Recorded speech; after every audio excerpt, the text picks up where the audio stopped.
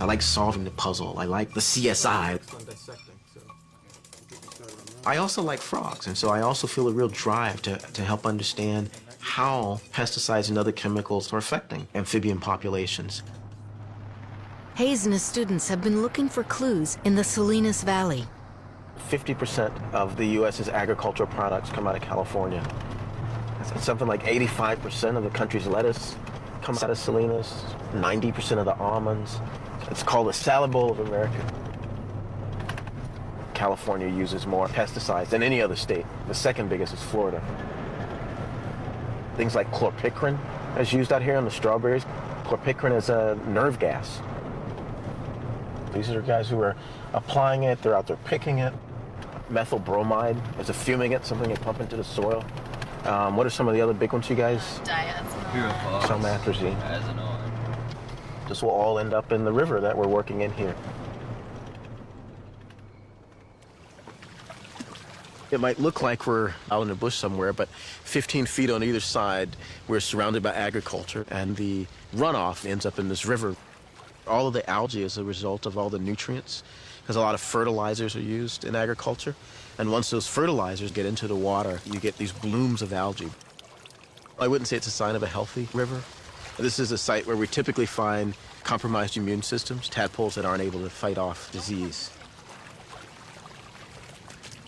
Our data so far suggests that the mixture of pesticides causes an increase in stress hormones, and those stress hormones cause immunosuppression, which leads to the inability to respond to any kind of disease pathogen. Hayes is testing the effects of chemicals like atrazine, a common herbicide. We have a whole family of animals where we've eliminated the female chromosome. Specimen 01. These animals that we know are genetic males have been exposed to atrazine for their entire life. And many of these genetic males now are turning into females.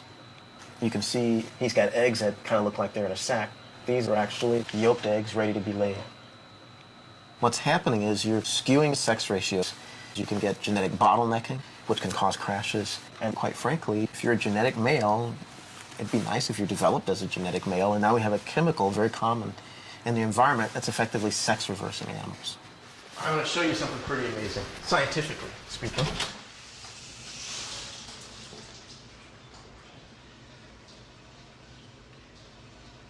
The one that's sort of remarkable is this pair. These are both males. The one on the bottom, acting as the female, we affectionately refer to as Darnell. He's a genetic male that not only acts like a female, he lays eggs like a female.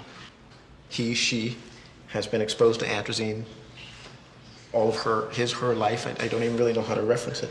This is Darnell's third clutch. So Darnell has sons and daughters that we've grown up. You can see eggs in the bottom. This is actually her second clutch for today. He, she has been copulating for getting close to 24 hours now. This is probably one of the most remarkable things I've seen in my work.